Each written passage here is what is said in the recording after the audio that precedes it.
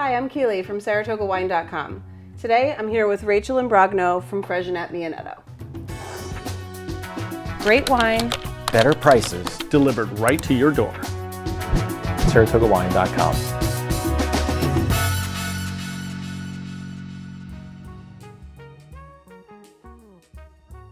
Hi Rachel, do you want to tell us a little bit about your products and your brand?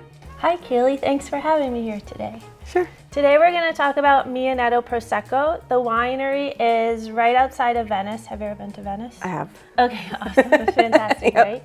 So you fly to Venice, Yep. you just drive up an hour up into the mountains. Mionetto was established in the year 1887 by Francesco Mionetto. And it's been family run ever since. So over 130 years of a family owned winery.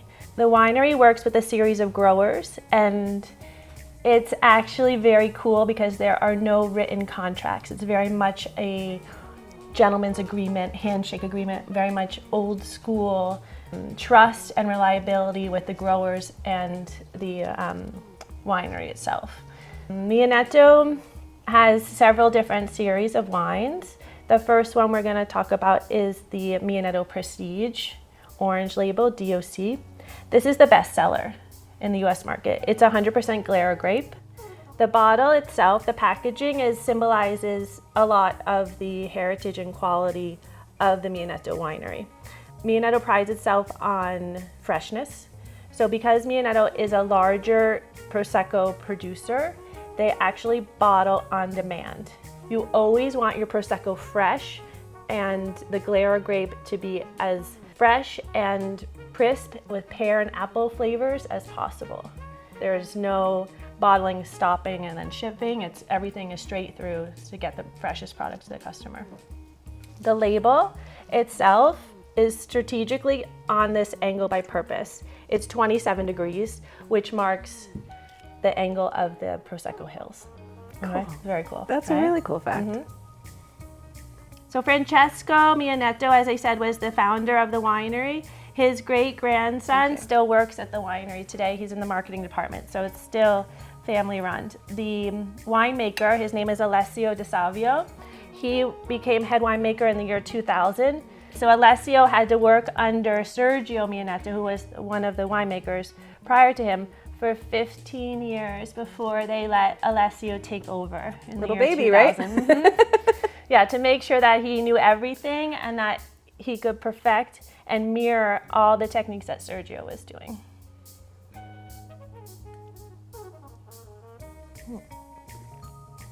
It's good, right? Right? It's very fresh, very crisp, very refreshing. Excellent. So let me tell you a little bit more about the regions and why these are all different, okay? The first one that we had is Mionetto Prosecco Treviso DOC. That means all the Glera grapes, which is what Prosecco is, Glera, comes from the town of Treviso. The next one is the organic. This is my personal favorite.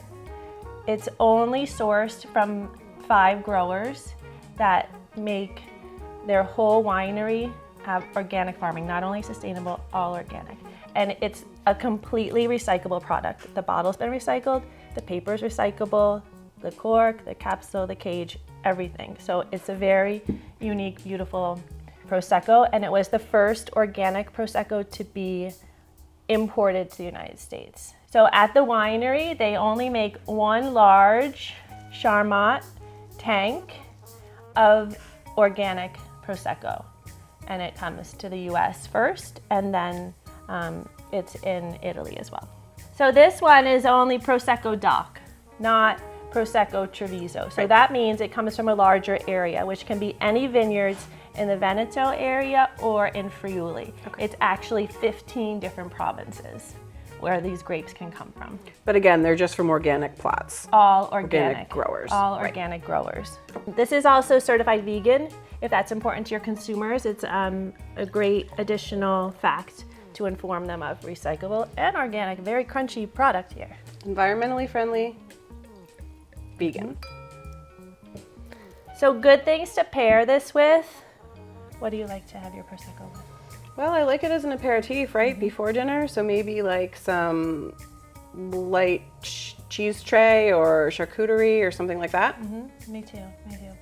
This one is also extra dry, and the first one is brut style. So this has more sugar in it. It's also, well, taste it and let me know what you think. Well, as soon as I smelled it, the first thing I smelled was pears. And I feel like you mentioned that as being a prominent characteristic for this type of product. Pears, apples, it's much more flavorful on the nose than the Brut Prestige. It just depends on the flavor profile that you prefer. It's more delicate, I think, than the first one. Equally as refreshing, but more of an elegant body and finish, I think. I adore it. This is the newest product.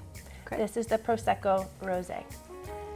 It took 8 years for the consortia, which is all the group of farmers, to come together and agree upon what the Prosecco Rose, what the blend would be, how much would be produced, what the style would be, when it would be released. After 8 years, they decided that every Prosecco Rose in the market has to have Prosecco, the Glera grape, and Pinot Noir, okay? At least 85% has to be Glera grape, and then the balance, Pinot Noir. You can have more, less, whatever, but a minimum of 85%. The other thing that they did to control the production, this is a vintage item.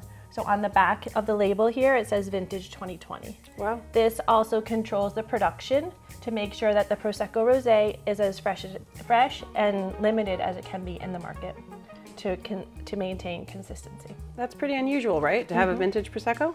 Vintage Prosecco's at this price point, yes, that too is a very unique thing.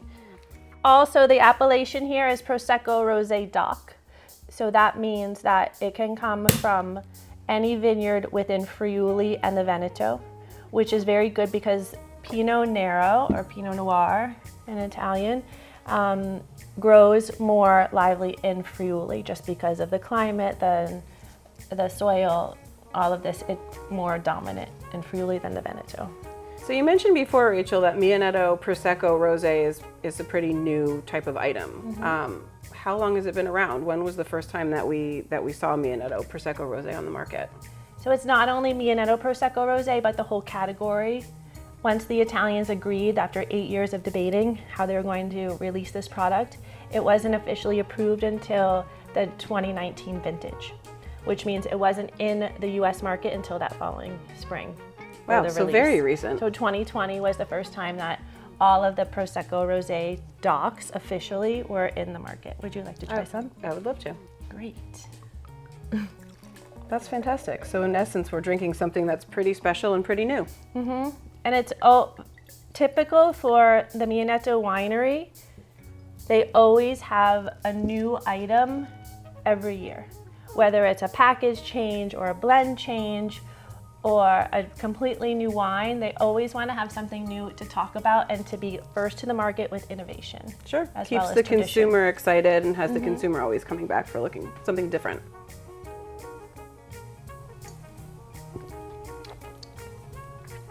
It's very smooth.